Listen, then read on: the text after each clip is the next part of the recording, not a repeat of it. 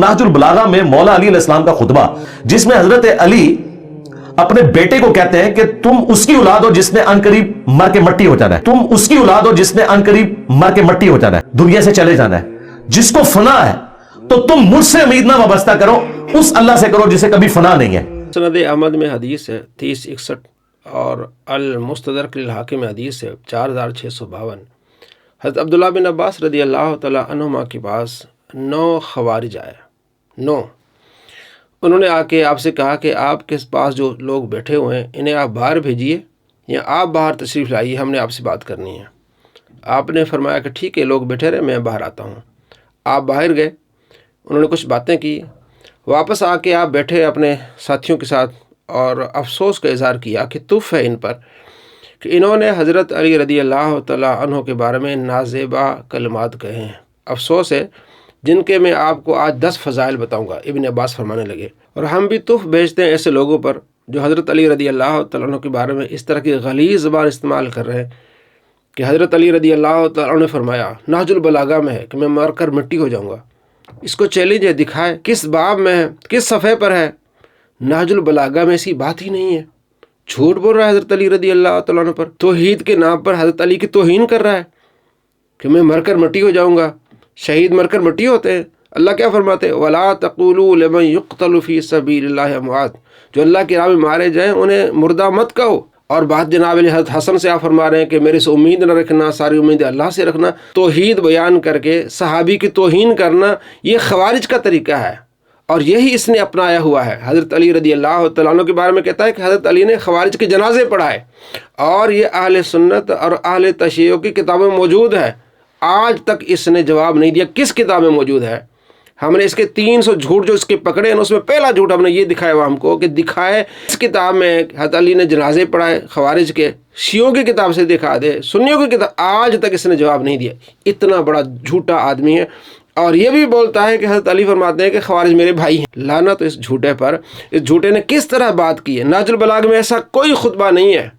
اس نے حضرت علی رضی اللہ تعالیٰ عنہ کی توہین کی، اور یہی طریقہ خوارج کا تھا۔ ابن عباس کہتے ہیں، آؤ میں تمہیں 10 فضائل سناتا ہوں حضرت علی کے، اور ان پر تف ہو کہ انہوں نے گندی زبان استعمال کی ہے حضرت علی رضی اللہ تعالیٰ کے بارے میں، اور ہم بھی تف بھیجتے ہیں مرزا جہلمی پر کہ کس طرح کی گندی زبان استعمال کی ہے حضرت علی رضی اللہ تعالیٰ سے متعلق۔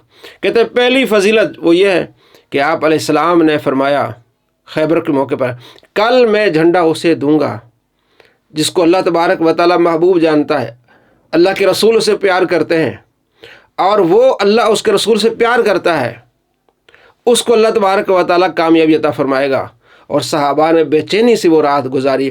اگلے دن آپ علیہ السلام نے فرمایا، این علی، علی کدھر ہے؟ تو آپ علیہ السلام نے حضرت علی کو جھنڈا عطا فرمایا، اور انہی کے ہاتھ سے خیبر کے قلعہ فتح ہوا۔ دوسری فضیلت ابن عباس فرماتے ہیں کہ آپ علیہ السلام نے سورہ توبہ دے کر ایک صحابی کو بھیجا، اس کے بعد حضرت علی کو پیچھے بھیجا کہ یہ ذمہ داری تم نے اٹھانی ہے، تم نے جا کے اعلان کرنا ہے کہ آئندہ کوئی کافر یہاں نہیں آئے گا۔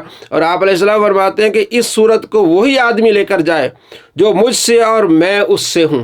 تیسری فضیلت ابن عباس فرماتے ہیں کہ آپ علیہ السلام نے اپنے تمام رشتہ داروں کو بلایا اور ان سے کہا کہ میں یہ اعلان کرنے لگا ہوں کہ میں اللہ کے نبی، کون میری اس میں مدد کرے گا، موالات کون کرے گا؟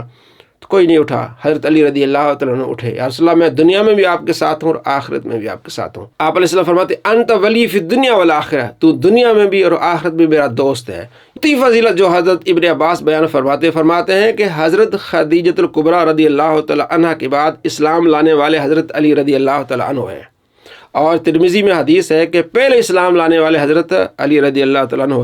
اور ترمذی میں ایک اور روایت ہے کہ حضرت ابو بکر صدیق رضی اللہ تعالیٰ فرماتے کیا میں سب سے پہلے اسلام لانے والا نہیں ہوں؟ اور بخاری میں، مسلم میں، ابن ماجہ میں اور مستدرک الحاکم میں روایات ہیں کہ پہلے اسلام لانے والے حضرت ابو بکر صدیق رضی اللہ تعالیٰ عنہ ہے، لیکن محدثین نے اس میں تطبیق دی ہے۔ امام ترمذی کہتے ہیں کہ ابو بکر صدیق رضی اللہ تعالیٰ عنہ مردوں میں پہلے اسلام لانے والے، حضرت خدیجہ الکبریٰ رضی اللہ تعالیٰ عنہا عورتوں میں اسلام لانے والی پہلی، اور بچوں میں سب سے پہلے اسلام لانے والے حضرت علی رضی اللہ تعالیٰ عنہ۔ اور اس شخص نے حضرت امام ترمذی پر گندی زبان استعمال کی ہے، ان کو فرقے باز کہا ہے، ناسبی کہا ہے، ابراہیم نخعی تابعی ان کو ناسبی کہا ہے۔ یہ اتنی گندی زبان کا یہ مالک ہے۔ پانچویں فضیلت جو ابن عباس بیان کرتے ہیں کہ حضرت علی رضی اللہ تعالیٰ عنہ کو آپ علیہ السلام نے بلایا اور یہ آیت آپ علیہ السلام نے تلاوت فرمائی، انما یرید اللہ لیذھب عنکم الرجس اہل البیت ویطہرکم تطہیرا، کہ اللہ تبارک و تعالیٰ چاہتا ہے کہ اہل بیت کو ان نجاستوں سے پاک کرے اور انہیں خوب ستھرا رکھے۔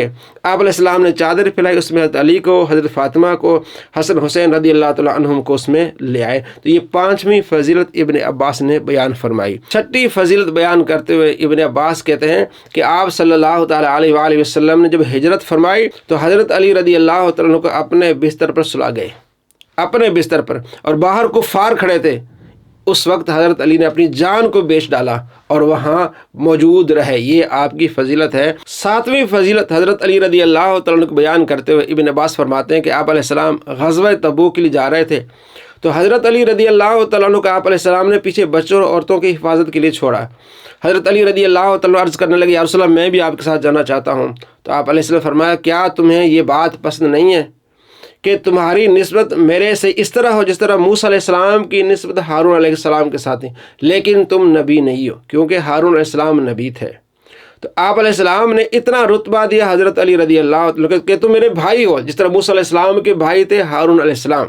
لیکن یہاں بھی بہت گندی زبان استعمال کرتا ہے مرزا جلمی۔ ایک ویڈیو میں کہتا ہے کہ سنی جو ہے اس حدیث کو چھوڑتے ہیں، بیان نہیں کرتے، اور وہ حدیث جو حضرت عمر کے بارے میں آپ علیہ السلام فرماتے ہیں کہ میرے بعد نبی ہوتا تو عمر ہوتے، اس کو بناتے ہیں، لیکن اس کو لینا چاہیے کہ میرے بعد نبی ہوتے تو علی ہوتے ہیں۔ ایک واضح حدیث ہے، ایک سے تم خود رزلٹ نکال رہے ہو، ایک واضح حدیث ہے کہ میرے بعد نبی ہوتے تو عمر ہوتے ہیں۔ ترمذی میں کہتے ہیں وہ حسن حدیث ہے، بھائی امام حاکم نے اسے صحیح بھی کہا ہے، صحیح روایت ہے، اور جس میں واضح آپ علیہ السلام فرماتے ہیں میرے بعد نبی ہوتے تو عمر ہوتے، لیکن کہتا نہیں اس میں ہے کہ میرے بعد نبی ہوتے تو علی ہوتے، بھائی اس میں تو لفظ ہی نہیں ہے، اس میں تم خود نکال رہے ہو۔ اس میں تو آپ علیہ السلام فرماتے ہیں کیا تمہیں یہ بات پسند نہیں ہے کہ تمہاری نسبت ہو میرے ساتھ اس طرح جس طرح موسیٰ کی نسبت ہارون کے ساتھ، یعنی وہ ان کے بھائی تھے لیکن تم نبی نہیں ہو۔ یہاں برادرانہ تعلق آپ علیہ السلام بیان فرما رہے ہیں، اور وہ واضح ہے کہ میرے بعد نبی ہوتے تو عمر ہوتے۔ تو ہم نے نبی صلی اللہ تعالیٰ علیہ وآلہ وسلم کے حدیث کو سمجھ کے بات کرنی ہے، اپنی خواہشات میں نہیں چلنا۔ یہی تو بات حضرت علی رضی اللہ تعالیٰ فرماتی کہ میرے متعلق دو لوگ ہلاک ہو جائیں گے، ایک میری محبت میں بہت آگے چلے جائیں گے اور ایک میرے بغض میں آگے چلے جائیں گے۔ ہم نے درمیان میں رہنا ہے، ہم نے ان سے محبت بھی کرنی ہے، ان کے وہ فضائل بیان کرنے جو موجود ہے، اپنی طرف سے وہ باتیں نہیں کرنی۔ ایک نبی علیہ السلام کا فرمان ہے کہ میرے بعد نبی ہوتے تو عمر ہوتے، اور یہ حضرت علی کے لیے آپ علیہ السلام فرماتے ہیں کہ میری آپ کے ساتھ وہ نسبت ہے جو موسیٰ کی نسبت ہارون کے ساتھ تھی، یعنی برادرانہ نسبت۔ اس طرح تم میرے بھائی ہو، تم اس کو اٹھا کے اس طرف لے جاتے ہو کہ بھی سنی بغض رکھتے ہیں، بغض نہیں رکھتے، یہ جھوٹ بولتا ہے۔ اور یہ کہتا ہے کہ سنی جو بھی سنی ہوگا وہ ناسبی ہوگا، اللہ کی لعنت ہو جھوٹے پر۔ سنی حضرت علی رضی اللہ تعالیٰ عنہ سے اہل بیت سے محبت کرتے ہیں، ناسبی انہیں کہتے ہیں جو اہل بیت کے دشمن ہوں، اس پر اللہ کی لعنت ہو۔ اہل سنت کو یہ ناسبی کہتا ہے۔ اور ایک اور ویڈیو میں کہتا ہے کہ جب شیعوں کو غصہ آتا ہے تو جناب یہ سنیوں کو ناسبی کہتے ہیں، اور سنیوں کو غصہ آتا ہے تو شیعوں کو رافضی کہتے ہیں۔